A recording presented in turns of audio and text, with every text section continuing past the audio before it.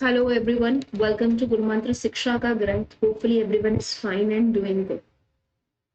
So guys, most of the students are there जो कि upcoming DBT JRF exam के लिए प्रिपेयर कर रहे हैं, जो कि अप्रैल में ही 23 अप्रैल को शेड्यूल किया गया है। अगर हम कैलेंडर वाइज डेज को देखें तो बहुत कम दिन रह गए हैं एंड डेफिनेटली हमेशा अप्रैल में ही एग्जाम कंडक्ट हुआ करता था, but because of covid reason कुछ समय पहले दिसंबर नवंबर में भी एग्जाम कंडक्ट हुआ, जिसमें हाई फ्लक्चुएशन देखा गया कट ऑफ में भी। सो अभी शॉर्ट नोटिस आप एग्जैक्टली नहीं कह सकते, केवल कुछ ही बच्चों के लिए था because most of them know कि एग्जाम अप्रैल में ही होना। बट स्टिल अगर हम एज एन क्यूमुलेटिव वे में लें तो एग्जाम में बहुत ज्यादा समय नहीं बचा। तो आज स्पेसिफिकली पार्ट ए के लिए मैं आपसे कुछ बातें डिस्कस करना चाहती हूँ, जिसकी तरफ अगर आप ध्यान देंगे तो डेफिनेटली बहुत अच्छे मार्क्स के साथ आप डीबीटी का एग्जाम जो है वो कवर कर सकते हैं। तो देखिए, आप कोई भी एग्जाम देते हैं, चाहे वो डीबीटी है, चाहे वो सीएसआर नेट है, चाहे वो गेट है, सबसे प्राइम फोकस रहता है या प्राइम इंपॉर्टेंस जहां से शुरुआत होती है वो क्या है कि आपको पैटर्न का अंदाजा होना चाहिए। अगर मैं सेक्शन ए के बारे में बात करती हूँ तो यहाँ पर टोटल 50 क्वेश्चंस होते हैं एंड 50 क्वेश्चंस ही आपको करने हैं। यहाँ पर आपको इंस्ट्रक्शंस में लिखा हुआ मिलता है ऑल कंपलसरी।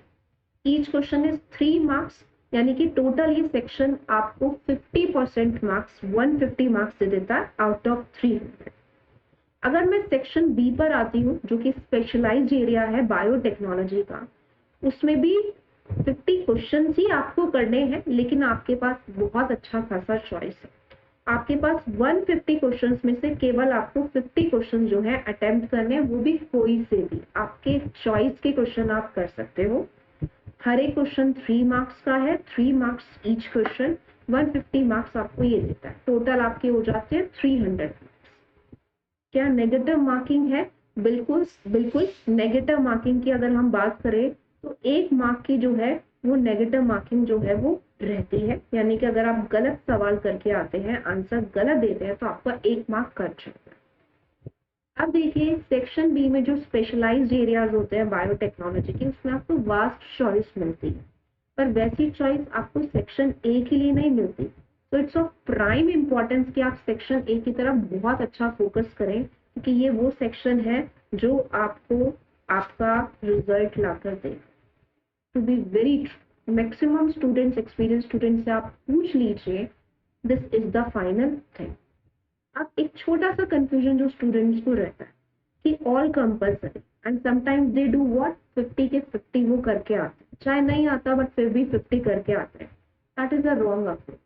आपको जितने आते हैं आप कीजिए। यहाँ कंपलसरी का मतलब है कि आपके पास चॉइस नहीं है। जैसे सेकंड में आपके पास चॉइस है, सेक्शन बी में यहाँ आपके पास चॉइस नहीं है। तो आप 30, 35, 40, 45 जितने क्वेश्चन आपसे बन रहे हैं आप बनाइए, बट मेक श्योर उसमें आप जो भी करें वो सही करें, क्योंकि नेगेटिव मार्किंग है। अब coming straight forward to the strategy of section A, उसके लिए आपको सिलेबस का अंदाजा होना चाहिए डेफिनेटली। अब देखिए, इसमें जनरल बायोटेक्नोलॉजी वाला पार्ट तो मैक्सिमम बच्चे कर लेते हैं, क्योंकि वो मोस्ट थोड़े बहुत पोर्शंस के साथ सीएसआईआर से डेविएटेड है, थोड़ा सा अलग पार्ट है, लेकिन मेजॉरिटी में सेम है। फिर आता है आपका जनरल एप्टीट्यूड, जो कि डेफिनेटली आपको स्ट्रॉन्ग करना होता है। जनरल साइंस में जनरल फिनोमिनन्स जो आप 10th 11th क्लास तक जनरल बायो फिजिक्स केमिस्ट्री के फंडा पढ़ते हो, आराम से आप कर सकते हो। थोड़ी सी केमिस्ट्री और बेसिक मैथमेटिक्स, जैसे आपका एल्जेब्रिक कंडीशंस हो गए, एल्जेब्रा हो गया, थोड़ा सा ज्योमेट्री पोर्शन हो गया। मैथमेटिक्स कोई आपको हाई लेवल का नहीं देखना है। अगर आपका 10th तक का भी मैथ क्लियर है, आप आराम से जो है सवाल सॉल्व कर सकते हैं, क्वेश्चन सॉल्व कर सकते हैं। आपको कैसा अंदाजा लगेगा कि कैसे क्वेश्चंस आते हैं?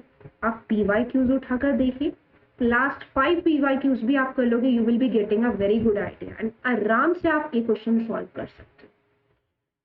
कॉम्प्रीहेंशन बहुत इजी आता है। इंग्लिश वोकैबुलरी, इंग्लिश आपकी अच्छी है तो आप बहुत अच्छे से इसके साथ डील कर लेते हो, बहुत स्कोरिंग पार्ट।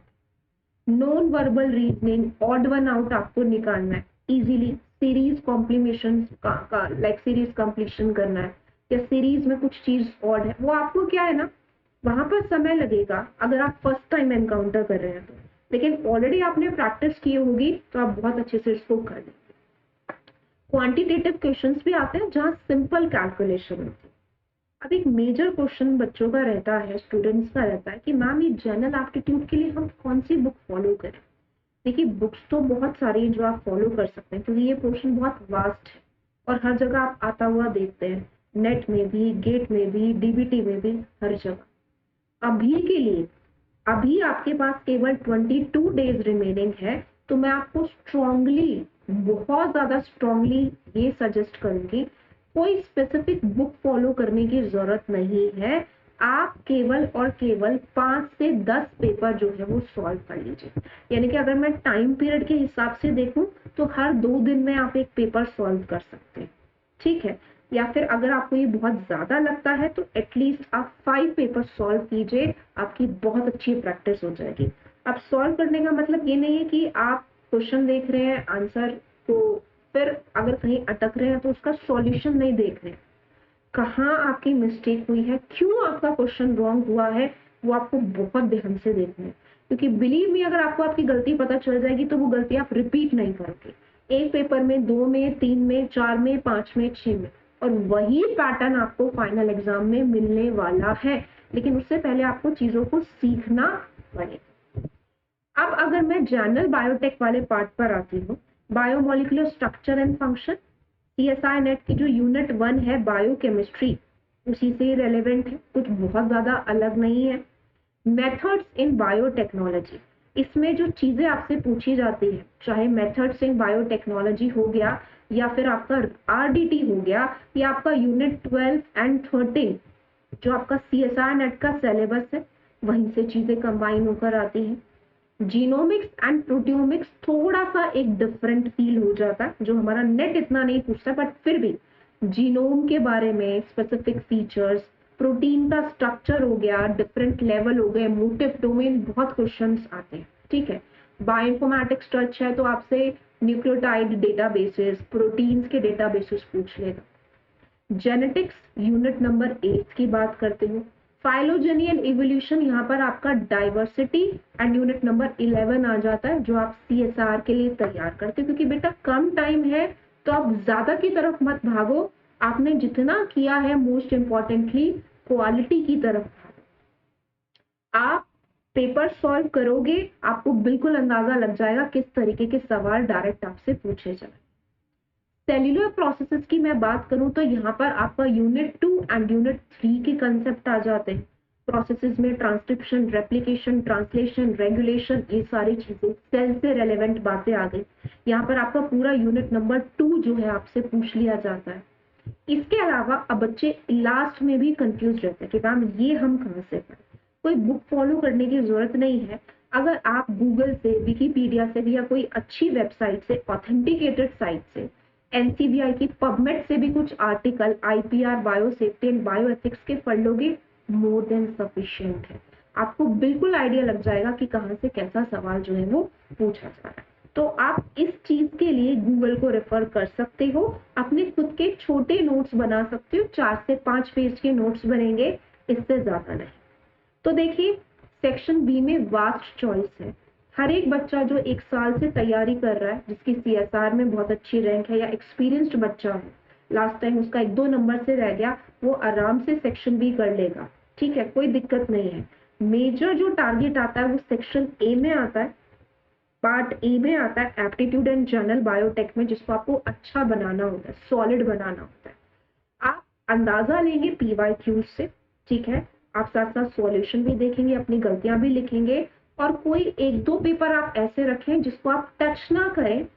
पूरा प्री कंडीशनिंग करने के बाद किसी दिन संडे या सैटरडे का टाइम लेकर 3-3 घंटे आप बिल्कुल फ्रेश माइंड से उन पेपर को सॉल्व करें कि हाँ जी ये मेरा फाइनल पेपर है।